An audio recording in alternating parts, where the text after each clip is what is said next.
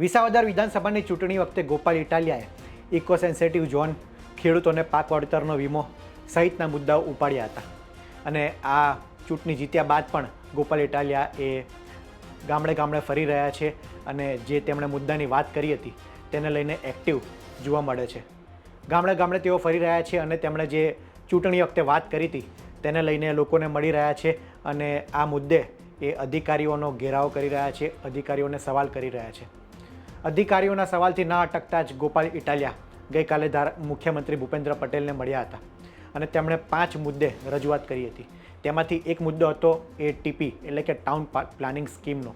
ગોપાલ ઇટાલિયાએ જણાવ્યું છે કે ટીપી દ્વારા રાજ્ય સરકાર એ શહેરીકરણનો વિકાસ કરી રહી છે. ટીપી એટલે કે ટાઉન પ્લાનિંગ સ્કીમ અંતર્ગત મહાનગરપાલિકાનો વિકાસ કરવામાં આવી રહ્યો છે. જૂનાગઢ મહાનગરપાલિકામાં પણ ટીપી અંતર્ગત કેટલાક ગામડાઓનો એ સમાવેશ કરવામાં આવ્યો છે. તેમના મત વિસ્તારની વાત કરી હતી કે વિસાવદર વિધાનસભામાંથી પણ કેટલાક ગામડાઓનો એ ટીપીમાં સમાવેશ કરવામાં આવ્યો છે. આ ટીપીને લઈને તેમણે સવાલો કર્યા છે કે આ ટીપીનો જે કાયદો છે તેનો દુરુપયોગ કરવામાં આવી રહ્યો છે. ટીપી એ શહેરીકરણ અને સુધારા માટેનો કાયદો હતો, પરંતુ આજે 40% જમીન કપાત સાથે તેનો દુરુપયોગ કરવામાં આવી રહ્યો છે. ગોપાલ ઇટાલિયાએ એમ પણ કહ્યું છે કે ટીપીના કારણે ગટર, ટ્રાફિક જેવી સમસ્યાઓ આજે ઉત્પન્ન થઈ છે અને ખેડૂતોને એ જમીન લઈ લેવામાં આવે છે, ત્યારબાદ તેમના મૂળ સ્થાનેથી બીજી જમીન આપવામાં આવે છે અને કેટલીક વખત ડ્રાફ્ટ ટીપીનો તૈયાર કરવામાં આવેલો હોય છે, પરંતુ તેનું સંપૂર્ણ અમલીકરણ થતું નથી. આ બધા સાથે ઘણા મુદ્દા સાથે ગોપાલ ઇટાલિયાએ એ રજૂઆત કરી હતી અને ટીપીને લઈને તેમણે મુખ્યમંત્રીને કહ્યું હતું કે આ કાયદાનું ખોટી રીતના અમલીકરણ થઈ રહ્યું છે, આમાં સુધારાની જરૂર છે. પહેલાં સાંભળીએ ગોપાલ ઇટાલિયાએ શું કહ્યું.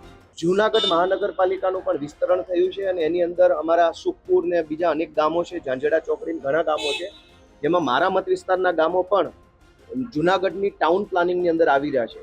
ગુજરાતમાં ટાઉન પ્લાનિંગ એક્ટ એટલે કે ટીપીનો જે કાયદો છે એનું ભયંકર ખોટી રીતે અમલીકરણ થઈ ગયું છે. મેં મુખ્યમંત્રીશ્રીને લેખિતમાં કાયદાની કલમ સાથે લખીને આપ્યું છે કે આખા ટીપીના કાયદામાં આખી ચોપડીની અંદર ક્યાંય પણ એવું નથી લખ્યું કે 40% જમીન કપાત કરવી. આખી ચોપડીમાં એવું નથી. સરકારી પ્લોટ અનામત રાખવા એવું આખી ચોપડીમાં નથી. જ્યારે ટાઉન પ્લાનિંગ એક્ટની આખી ચોપડીમાં 40% જમીન કપાત કરવા અંગે કે જમીન સરકાર પાસે લઈ લેવા માટે, સેલેબલ પ્લોટ લઈ લેવા માટે આવું કશું જ આખી ચોપડીમાં નથી, છતાંય આખા ગુજરાતમાં જ્યાં જ્યાં ટાઉન પ્લાનિંગ થાય છે ત્યાં 40% જમીન કાપી લઈ અને એનો વેપાર કરવાની જે આખી ખોટી પ્રથા અમલમાં મૂકી છે, એની સામે મેં મુખ્યમંત્રીશ્રીને રજૂઆત કરી છે કે ભાઈ આ ટીપીમાં જે 40% જમીન કાપી લેવામાં આવે છે એ ગેરકાયદેસરનું કૃત્ય છે. ટીપીના કાયદાનું વ્યાજબી અમલ નથી થતો, યોગ્ય અમલ નથી થતો. એટલે તમે જુઓ ગુજરાતના તમામ મોટા શહેરોમાં ચોમાસામાં પાણી ભરાઈ જાય છે, ગટરો ઉભરાઈ જાય છે, ટ્રાફિક અને પાર્કિંગની સમસ્યા થાય છે. વર્ષો સુધી જે ટીપી ડ્રાફ્ટ ટીપી હોય એનું ફાઇનલ ટીપી બનતી નથી, એનું ફાઇનલ અમલીકરણ નથી થતું. અલગ અલગ જગ્યાએ ખેડૂતની મૂળ જમીનો એના કરતાં કોઈ અલગ જગ્યાએ ફાઇનલ પ્લોટ ફાળવવામાં આવે છે. વર્ષો સુધી કોર્ટ કેસ ચાલે છે. તો ટાઉન પ્લાનિંગ એક્ટમાં બહુ જ મોટા પાયે ગડબડ ગોટાળો હાલે છે. એના કાયદાનું ખોટું અર્થઘટન કરી જાણે કે ટાઉન પ્લાનિંગ એક્ટ 40% જમીન કાપી અને વેચવાનો ધંધો હોય એવી રીતે આખું કામ થઈ રહ્યું છે. વાસ્તવમાં ટીપી એક્ટ બન્યો તો એ જનતાની સુખાકારી માટે બન્યો છે, પણ અત્યારે ટીપી એક્ટનું પાલન માત્ર 40% જમીન કાપી લઉં એને વેચીને રૂપિયા બનાવું એટલા પૂરતો જેનો અમલ થાય છે. મેં મુખ્યમંત્રીશ્રીને રજૂઆત કરી છે કે ટીપીના કાયદાનું યોગ્ય અમલીકરણ કરવામાં આવે.